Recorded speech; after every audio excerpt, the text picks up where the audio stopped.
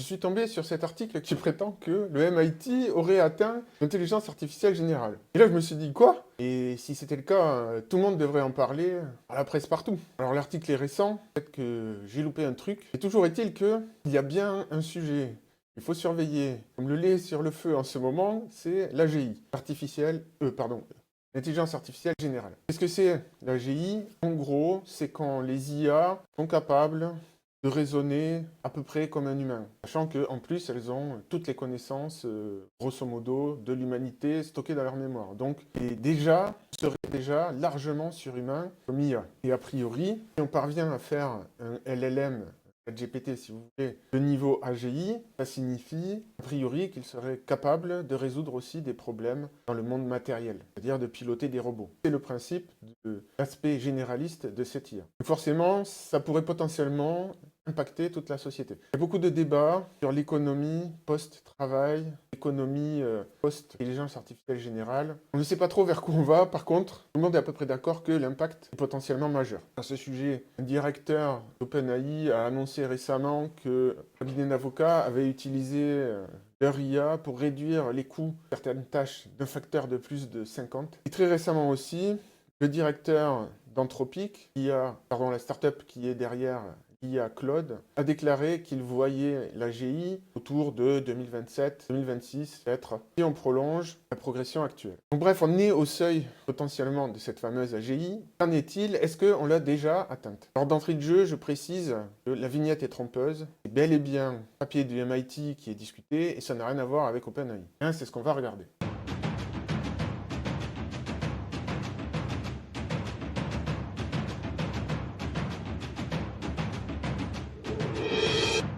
Alors, de quoi s'agit-il? Derrière cet article, il y a une vidéo. Derrière la vidéo, il y a une publication du MIT. Voici, qu'on va examiner en détail. Là, pour le coup, il n'y a pas le choix. Et je vais faire une explication de texte. Et sachez que je prépare une micro-formation, une série de vidéos sur YouTube, qui sera disponible bientôt sur ma chaîne, pour vous donner les bases sans aller dans les maths ou la programmation, sur les IA. Et ça vous permettra de...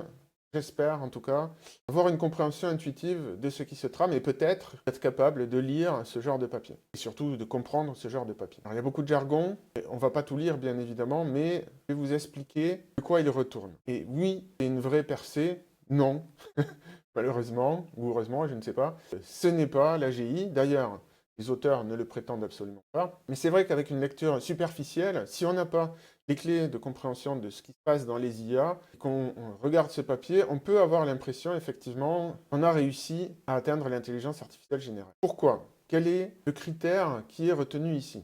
Alors, c'est basé sur un test, donc le test ARC Abstraction and Reasoning Corpus, qui est disponible ici sur leur site, qui est particulièrement difficile pour les IA. Par exemple, O1 Preview et Claude 3.5 ne parviennent qu'à atteindre un score de 21%. Alors, si on comprend bien la lecture, ici, ce sont des personnes, donc ici des IA. Donc on voit que O1 Preview et Claude sont au coude à coude, mais ils sont encore bien en deçà de ce que sont capables de faire des humains. C'est tout l'intérêt de ce test. Il est assez connu, même s'il n'est pas forcément très réputé auprès des chercheurs, d'après ce que j'ai lu, mais bon, je me trompe peut-être. Donc là, l'auteur, que je ne connais pas, mais il y a quand même une chaîne avec 266 000 abonnés, un petit peu plus que moi, proclame donc qu'on aurait atteint la GI et que personne ne s'en est rendu compte.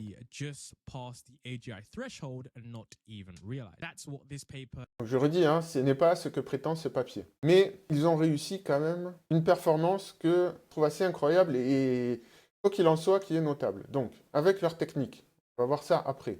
L'entraînement pendant le test, c'est ça que ça veut dire, Test Time Training, TTTT. Ils sont parvenus avec un modèle 8 millions de paramètres, donc un Llama 3.2 BitB, à atteindre 53% de résultats sur le test ARC, ce qu'on a vu là. Donc, mieux que des humains. Avec un petit modèle. On ne parle pas de Llama 3 405B, ni même 70B, avec un tout petit modèle qui tourne sur un ordinateur personnel. Donc c'est vraiment, vraiment remarquable. Quoi qu'il en soit. De quoi il s'agit? Eh bien, en fait, vous voyez, c'est ce genre de test. Là, on voit que, en fait, on va lui donner deux exemples et d'en déduire le résultat du troisième. Donc ici, on voit qu'il y a une figure, elle est reproduite et que, en fonction de si on tourne à gauche ou si on tourne à droite, abuse, on met un point jaune jaune ou un point rouge. Pareil ici, c'est la même figure avec des rotations incluses. Là, voilà.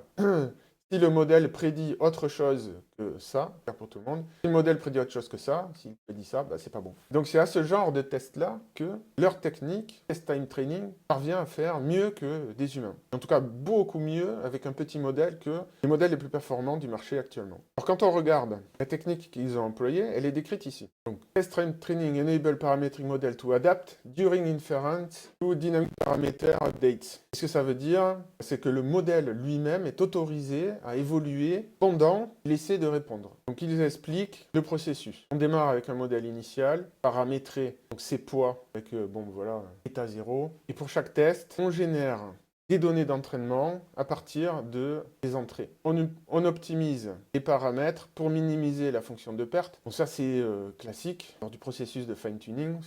Donc je reviens là-dessus après, mais pour produire des paramètres état D améliorés, on va dire, qu'on utilise pour générer une réponse. Et ensuite, on revient à l'état initial. Donc, qu'est-ce que ça signifie? Ça veut dire qu'on fait fine-tuning du modèle avant de répondre temporairement. Alors là, ça peut paraître un peu abstrait, et pourtant, c'est la clé qui va permettre de comprendre si on a atteint l'AGI ou pas. Regardez ce qui se passe. Là, il donne un exemple. L'idée ici, c'est une sorte de test de QI en fait.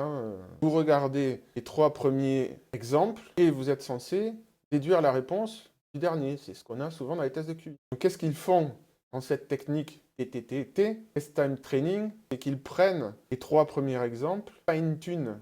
Ils entraînent le modèle avec, et ensuite, ils lui demandent de générer la réponse là. Et cette petite astuce fait qu'ils atteignent directement des niveaux équivalents à un humain. Donc c'est assez bluffant, d'accord? Et assez rusé. Mais, alors, la première chose que je vais vous dire, vous comprenez le processus qu'ils utilisent, c'est que font du fine-tuning. Le fine-tuning, ça coûte un bras. Donc ça veut dire que là, ok, ils sont capables d'améliorer leur taux de réponse à un test de QI pour IA, mais le prix quand même derrière est très probablement prohibitif pour l'utiliser dans des situations réelles. Ils seront bien plus complexes que ça et qui demanderont probablement fine-tuning plus délicat. Mais, donc ça c'est la première limite. Donc, toujours penser derrière au coût. Alors, c'est une question un petit peu difficile parce que les coûts sont en permanence en train d'être réduits. Donc peut-être que, pas si longtemps que ça ne coûtera plus très cher de faire du fine-tuning. Mais bon, pour l'instant, ça reste quand même une opération très coûteuse. C'est pour ça qu'on l'a fait une fois pour toutes et qu'ensuite on utilise le modèle tel qu'il est. Mais ensuite, le problème que je vois, c'est que, ok, ça marche pour des tests de QI. Est-ce que ça veut dire qu'on a trouvé l'équation de l'intelligence générale? Eh bien non, on a trouvé une astuce pour répondre au test de QI parce qu'il va falloir, là, pour que cette méthode marche, des exemples préliminaires, même s'il n'en faut pas beaucoup, ce qui est quand même remarquable, pour pouvoir répondre à une simple question. Ce n'est pas du tout généralisable dans des situations réelles parce que justement, le problème, c'est qu'on n'a pas ces exemples-là dans des situations réelles. Ou alors, il faut arriver et créer, et c'est pas du tout une tâche triviale. Justement, dans ce genre de test, c'est facile, c'est déjà fourni. On pourrait imaginer qu'on arrive assez facilement, dans certaines situations, à créer des jeux de tests comme ça, à la volée. Et dans la plupart des cas, ça ne sera pas ainsi que ça se passera. Donc là, on se retrouve dans une situation qui est un peu embêtante pour Arc, finalement, parce que, bon, ben, c'est leur test qui a été craqué, mais ça veut juste dire, finalement, que leur test n'est pas si bon que ça pour indiquer si on est proche ou pas de l'AGI.